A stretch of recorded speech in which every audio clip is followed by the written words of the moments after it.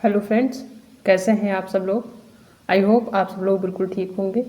चलिए शुरू करते हैं आज की क्लास। आज की क्लास में हम डिस्कस करेंगे 2019 का सीडीपी का पेपर। ठीक है, सीडीपी के जितने भी क्वेश्चन हैं बहुत ही इंपॉर्टेंट है। इसी टाइप के क्वेश्चन आपके जो है 2023 के एग्जाम में देखने को मिलेंगे। तो वीडियो को शुरू से लास्ट तक देखिएगा और अगर आप चैनल पर नए हैं तो चैनल को सब्सक्राइब कर दीजिएगा और अपने दोस्तों में शेयर कर दीजिएगा। ठीक है, देखते हैं आज की क्लास का पहला क्वेश्चन क्या है। पहला क्वेश्चन दिया हुआ है मूल्यांकन को चाहिए, यानी मूल्यांकन जो है उसको क्या चाहिए। ठीक है, मूल्यांकन में क्या चाहिए, ठीक है, ये बताना है।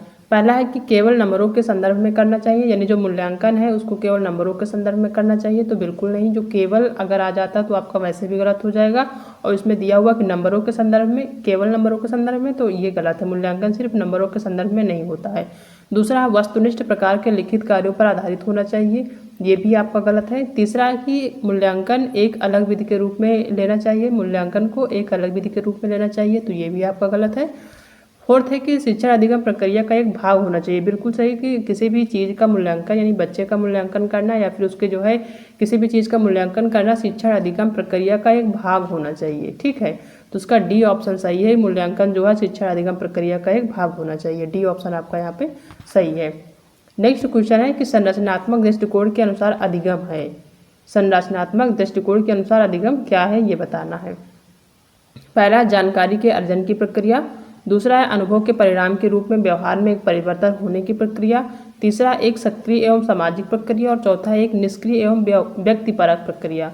तो ये जो प्रक्रिया है वो है एक सामाजिक और सक्रिय एवं सामाजिक प्रक्रिया। संरचनात्मक दृष्टिकोण के अनुसार अधिगम जो है वो एक सक्रिय एवं सामाजिक प्रक्रिया है, तो इसका सी ऑप्शन यहाँ पे सही होगा। ठीक है, नेक्स्ट क्वेश्चन है कि जब शिक्षक को विद्यार्थियों एवं उनकी योग्यताओं के बारे में सकारात्मक विश्वास होता है तब विद्यार्थी का उत्साह भंग हो जाता है तथा वे दबाव में आ जाते हैं, ये पहला ऑप्शन है। दूसरा है किसी भी रूप में प्रभावित नहीं होते हैं।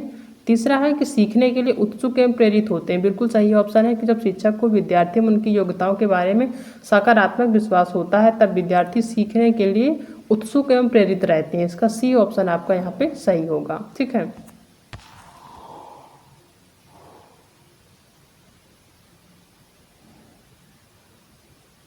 नेक्स्ट क्वेश्चन है कि बच्चों की गलतियां हैं, जो बच्चे जो हैं गलतियां करते हैं वो क्या हैं। ठीक है, पहला अधिगम का एक भाग है तथा उनके विचारों में एक अंतर्दृष्टि देती है, बिल्कुल सही कि जो बच्चों की गलतियां हैं वो अधिगम यानी सीखने का एक भाग है, एक पार्ट है तथा उनके विचारों में एक अंतर्दृष्टि देती हैं। ठीक है, ये आपका पहला ऑप्शन यहाँ पे सही होगा। दूसरा देख लेते हैं कि शिक्षा अधिगम प्रक्रिया में महत्वहीन है, बिल्कुल गलत है कि जो गलतियां हैं वो शिक्षा अधिगम की प्रक्रिया में महत्वहीन है, महत्वपूर्ण होती फिर भी सही रहा, महत्वहीन यहाँ पे दिया हुआ है, तो ये ऑप्शन आपका गलत होगा।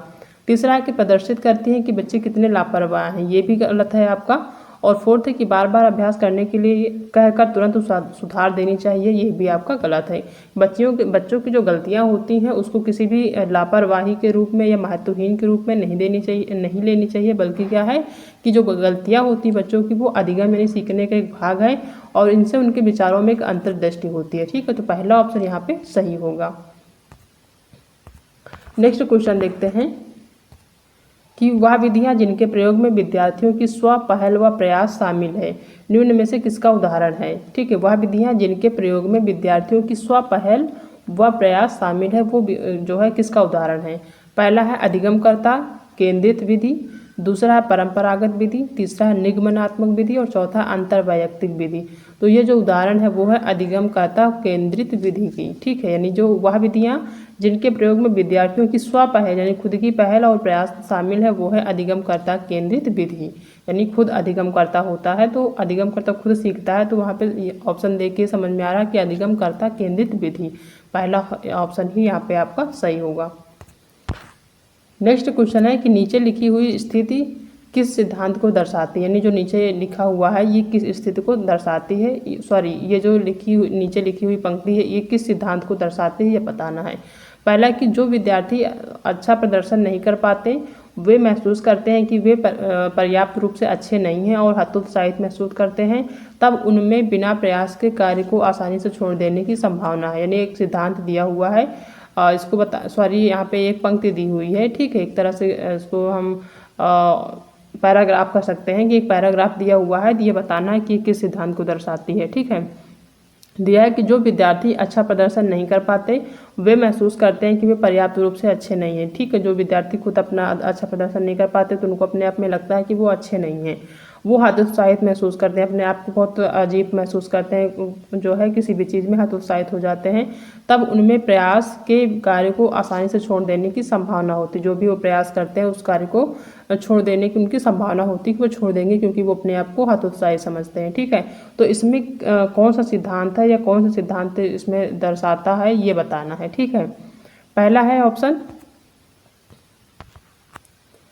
आनुवांशिकता एवं पर्यावरण अलग नहीं है। दूसरा है कि आनुवांशिकता एवं पर्यावरण संबंधित नहीं है। तीसरा है कि संज्ञान एवं संवेग अलग नहीं है। ये बिल्कुल सही ऑप्शन होगा, सी ऑप्शन की। इसमें जो सिद्धांत है वो है संज्ञान एवं संवेग। ठीक है, तो इसका सी ऑप्शन यहाँ पे सही होगा। ये जो है संज्ञान एवं संवेग सिद्धांत को दर्शाती है कि जो संज्ञान एवं संवेग अलग नहीं है इसको दर्शाती है। ठीक है, इस जो है पैराग्राफ में संज्ञान एवं संवेग अलग नहीं है, इस चीज़ को यहाँ पे दर्शाती है, तो सी ऑप्शन यहाँ पे सही होगा। नेक्स्ट क्वेश्चन है कि एक शिक्षक बच्चों को प्रभावी रूप से समस्या का समाधान करने में सक्षम बनने के लिए किस तरह से प्रोत्साहन कर सकता है। एक शिक्षक है बच्चों को प्रभावी रूप से समस्या का समाधान करने में सक्षम बनने के लिए किस तरह से प्रोत्साहित कर सकता है, ये क्वेश्चन है। ठीक है, ऑप्शन देखते हैं। पहला है पाठ्यपुस्तक में दी गई सूचनाओं की कंठस्थीकरण करने पर बल देकर। दूसरा है बच्चों को समस्या के बारे में सहजानुभूत अनुमान लगाने एवं बहु विकल्पों को देखने के लिए प्रोत्साहित करके। आपका यहाँ पे बी ऑप्शन ही सही होगा, क्योंकि यहाँ पे प्रोत्साहित की बात की गई है। ठीक है, तो इसमें बी ऑप्शन आपका सही होगा। नेक्स्ट क्वेश्चन है जीन पियाजे के सिद्धांत का प्रमुख प्रस्ताव है कि जीन पियाजे का जो सिद्धांत है उसका प्रस्ताव क्या है ये बताना है। ये प्रस्ताव है कि बच्चों की सोच मात्रात्मक रूप में वयस्कों से भिन्न होती है। दूसरा है कि बच्चों की सोच गुणात्मक रूप से वयस्कों से भिन्न होती है। बिल्कुल सही है, जीन पियाजे के सिद्धांत के अनुसार इनका यह प्रस्ताव है कि जो बच्चों की सोच है वो गुणात्मक रूप से वयस्कों से भिन्न होती है, ना कि मात्रात्मक रूप में। ठीक है, तो बी ऑप्शन यहाँ पे सही होगा कि जीन पियाजे का सिद्धांत के रूप में जो है उनका जो प्रस्ताव है वो मानते हैं कि बच्चों की सोच जो है गुणात्मक रूप से वयस्कों से भिन्न होती है। ठीक है, तो बी ऑप्शन यहाँ पे सही होगा। नेक्स्ट क्वेश्चन जो कि बहुत ही इंपॉर्टेंट हमेशा एग्जाम में पूछा जाता है जेंडर से, कि जेंडर जो है डैश है, जेंडर क्या है। एक सामाजिक संरचना है, एक आर्थिक अवधारणा है, एक जैविक निर्धारक है, या फिर एक मनोवैज्ञानिक सत्ता है। तो जो जेंडर है आप सभी को पता है एक सामाजिक संरचना है। ठीक है, ये एग्जाम में पूछा जाता है, इस चीज़ को ध्यान रखिए, पहला ऑप्शन यहाँ पे सही होगा। नेक्स्ट क्वेश्चन है नेक्स्ट दिया है कि निम्न में से कौन विकास के व्यापक आयामों की सही पहचान करता है। पहला है शारीरिक, व्यक्तिगत, आध्यात्मिक एवं संवेगात्मक। दूसरा है सामाजिक, शारीरिक और व्यक्तिगत, या स्वयं या स्व या स्वयं। ठीक है, तीसरा शारीरिक, संज्ञानात्मक, सामाजिक और संवेगात्मक। ये ऑप्शन आपका सही होगा। शारीरिक रूप से भी हो, संज्ञानात्मक रूप से भी हो, सामाजिक रूप से भी हो और संवेगात्मक रूप से हो, ये सही सभी चीज़ों की पहचान करता है। ठीक है, तो सी ऑप्शन यहाँ पे सही होगा।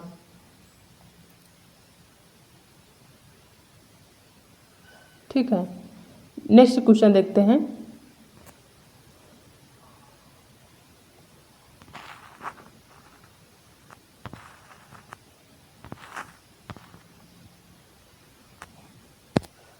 बुद्धि के बारे में निम्नलिखित कथनों में से कौन सा सही है। बुद्धि के बारे में इनमें से कौन सा कथन है जो कि सही है।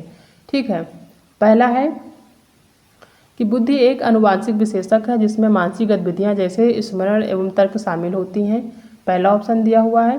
दूसरा है कि बुद्धि बहुआयामी है जिसमें बुद्धि परीक्षणों के द्वारा पूर्ण रूप से परिमेय न की जाने वाली कई योग्यताएं शामिल है। बिल्कुल सही है कि बुद्धि जो है बहुआयामी है, क्योंकि बुद्धि एक से अधिक है, इसमें यह कह रहा है। ठीक है, ये जो है बहुआयामी बुद्धि के संबंधित में जो सिद्धांत दिया है वो गार्डनर साहब ने दिया है। ठीक है, और उन्होंने स्पष्ट किया कि बुद्धि जो है, बुद्धि का जो स्वरूप है वो एकाकी न होकर बहुआयामी होता है। ठीक है, और इसमें जो है एक और बात बता दें कि जो गार्डनर साहब हैं उन्होंने जो है बुद्धि को 9 प्रकार का बताया है। ठीक है, की बुद्धि जो है बहुआयामी है, यानी बहुबुद्धि, यानी कई प्रकार की बुद्धि होती है। टोटल उन्होंने 9 प्रकार की बुद्धि को बताया है गार्डनर साहब में।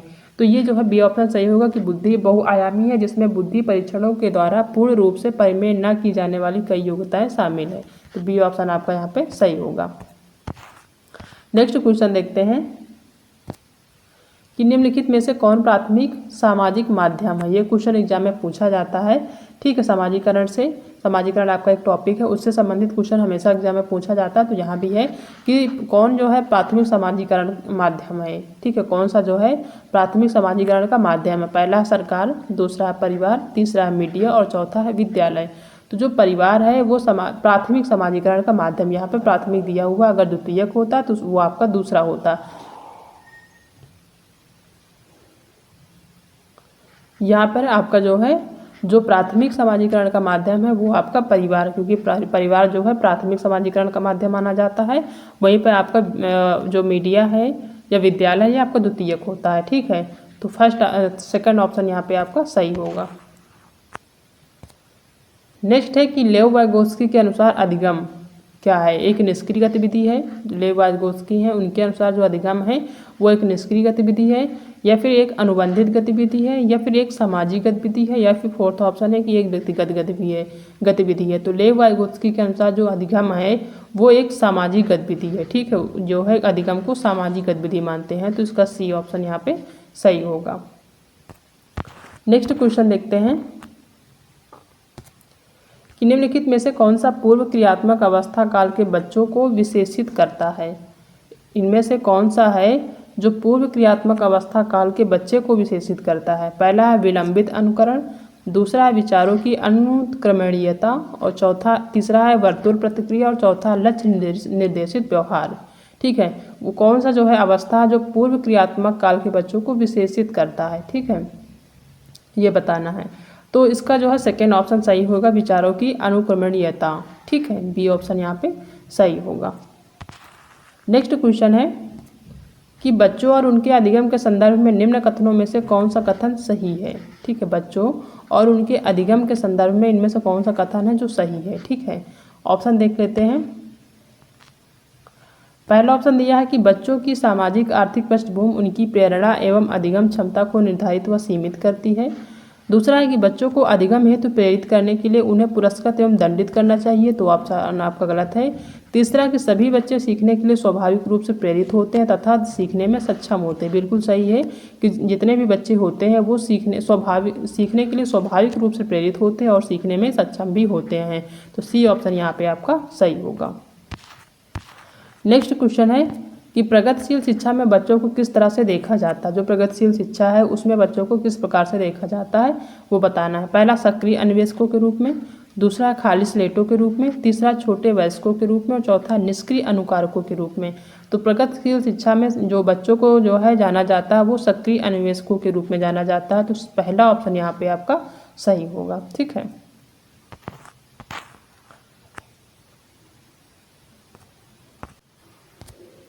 नेक्स्ट क्वेश्चन है कि यह अवधि जो वयस्कता के संक्रमण की पहल करती है उसे क्या कहते हैं।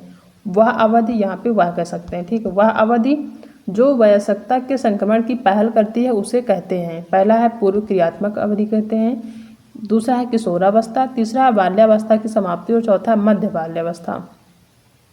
तो जो अवधि वयस्कता के संक्रमण की पहल करती है यानी कि वयस्क होने की संक्रमण काल की पहल करती है उसे हम कहते हैं किशोरावस्था। जैसे कि आप वयस्क से ही समझ सकते हैं, वयस्क जो है किशोरावस्था को ही कहते हैं। तो बी ऑप्शन यहाँ पे सही होगा। ठीक है, नेक्स्ट क्वेश्चन है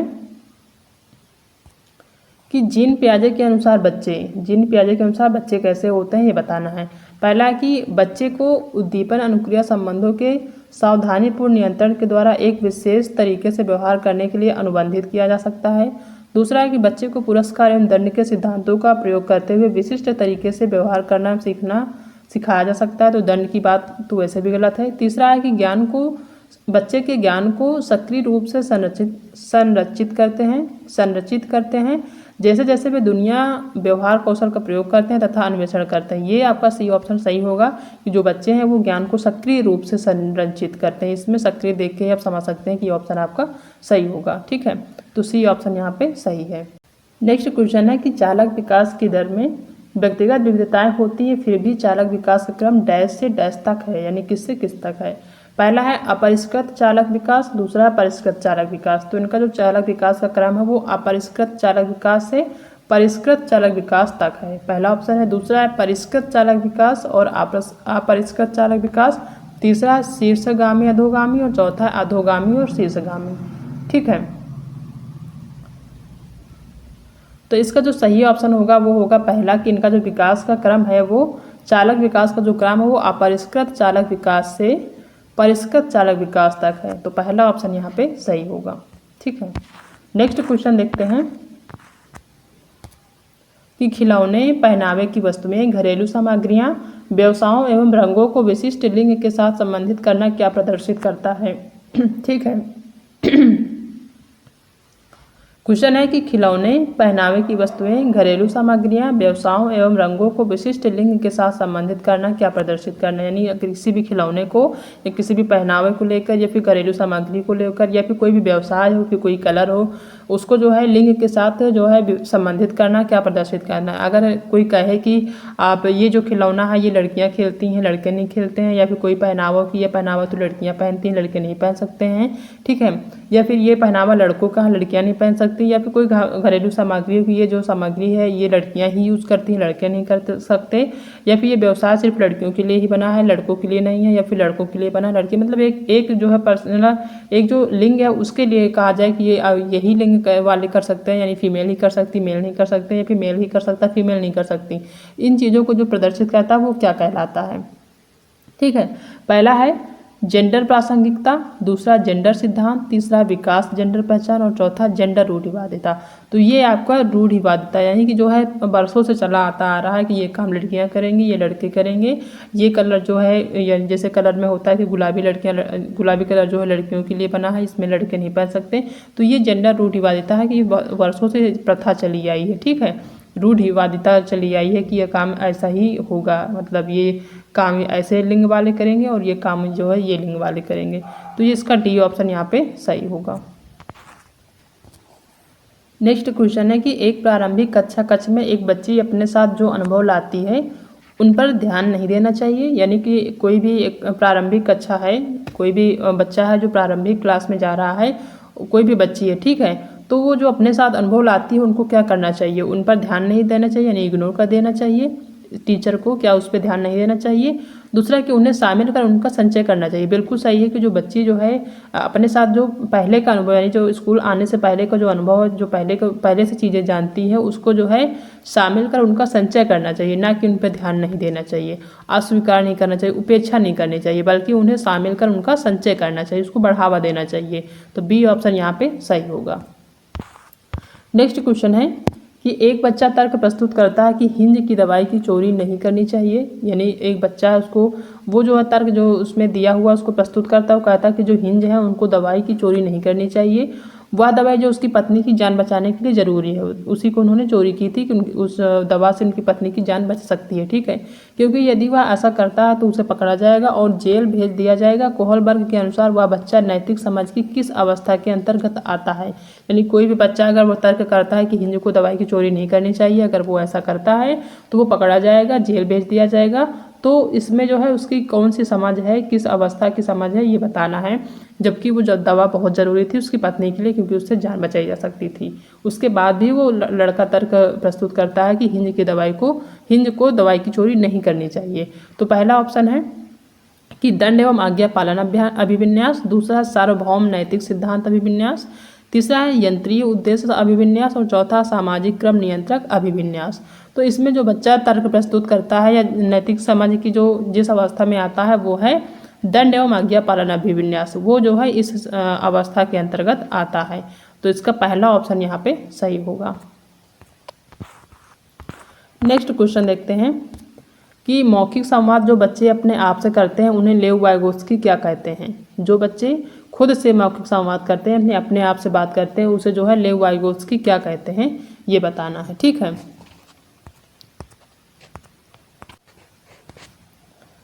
पहला है भातृ वार्ता, दूसरा समस्यात्मक वार्ता, तीसरा अहं केंद्रित वार्ता और चौथा व्यक्तिगत वार्ता। आपका डी ऑप्शन सही होगा कि जो बच्चा अपने खुद से बात करता है, अपने आप में बात करता है, वो होता है आपका व्यक्तिगत वार्ता, यानी खुद से वो बात करता है। यहाँ पे ऑप्शन को ही देख के समझ में आ जाए कि वो व्यक्तिगत वार्ता कहलाएगी लेव वाइगोत्स्की के अनुसार, तो इसका डी ऑप्शन यहाँ पे सही होगा। ठीक है, नेक्स्ट क्वेश्चन है कि डैश या विचारधारा है कि सभी बच्चों को एक नियमित विद्यालय व्यवस्था में समान शिक्षा प्राप्त करने का अधिकार है। किस शिक्षा के अधिकार या विचारधारा है कि सभी शिक्षा को एक नियमित विद्यालय व्यवस्था में समान शिक्षा प्राप्त करने का अधिकार है? पहला विशेष शिक्षा, दूसरा बहुल सांस्कृतिक शिक्षा, तीसरा समावेशी शिक्षा और चौथा मुख्य धारा शिक्षा। तो ये जो है जिसमें किसी भी विद्यालय में या किसी भी कक्षा में सभी बच्चों को नियमित विद्यालय व्यवस्था में समान शिक्षा, यानी सभी बच्चों को समान शिक्षा प्राप्त करने का जो अधिकार हो, एक ही विद्यालय में सभी बच्चों को एक साथ समान शिक्षा प्राप्त करने का जो अधिकार है, वो समावेशी शिक्षा की कहलाती है। तो ये समावेशी शिक्षा की विचारधारा, तो सी ऑप्शन यहाँ पे आपका सही होगा। समावेशी शिक्षा के तहत ही होता है कि कोई भी विद्यालय हो, उसमें सभी प्रकार के बच्चे, चाहे वो विशिष्ट हो, अति विशिष्ट हो, विकलांग हो, कोई भी हो बच्चा है, सामान्य वर्ग का बच्चा हो, कोई भी हो बच्चा, उसको एक साथ एक ही विद्यालय में समान शिक्षा प्राप्त करने का अधिकार है। तो इसका सी ऑप्शन यहाँ पे सही होगा। नेक्स्ट क्वेश्चन है कि एक शिक्षक को चाहिए कि एक शिक्षक का उसको क्या चाहिए, मतलब क्या चाहिए कि यह वह विद्यार्थियों के बीच सांस्कृतिक विभिन्नताओं तथा विविधताओं की अनदेखी करे। जो एक शिक्षक उसको चाहिए कि वह विद्यार्थियों के बीच सांस्कृतिक विभिन्नताओं तथा विविधता की अनदेखी करे, बिल्कुल गलत है, अनदेखी नहीं कर सकता। ठीक है, दूसरा है कि उसको चाहिए कि वह यह संप्रेषित करे कि वह कक्षा कक्ष में सभी संस्कृतियों का सम्मान करती है और महत्व देती है, बिल्कुल सही है। एक शिक्षक को या शिक्षिका को चाहिए कि यह संप्रेषित करे या बताए कि वह कक्षा कक्ष में सभी संस्कृतियों का सम्मान करती है एवं महत्व देती है, सभी प्रकार के वर्गों का और उनके जो भी संस्कृतियां हैं उनका वह सम्मान करती है और यह महत्व देती है। यह ऑप्शन आपका बिल्कुल सही होगा। एक शिक्षक को ऐसा ही चाहिए, ऐसे जो मतलब किसी भी सांस्कृतिक विभिन्नताओं को या विविधता को अनदेखी नहीं करना चाहिए, तुलना नहीं करना चाहिए और विशेष संस्कृतियों या समुदाय के बच्चों को बढ़ावा दे। ये ऑप्शन भी आपका गलत है, आपका बी ऑप्शन यहाँ पे सही होगा। नेक्स्ट क्वेश्चन है कि निम्नलिखित संरचनाओं में से शिक्षा का अधिकार अधिनियम किसकी वकालत करता है? जो शिक्षा का अधिकार अधिनियम है वो किसकी वकालत करता है, ये बताना है। पहला है पृथक मुख्य धारा शिक्षण, दूसरा है पृथक्करण, तीसरा समावेशी शिक्षा और चौथा एकीकृत शिक्षा।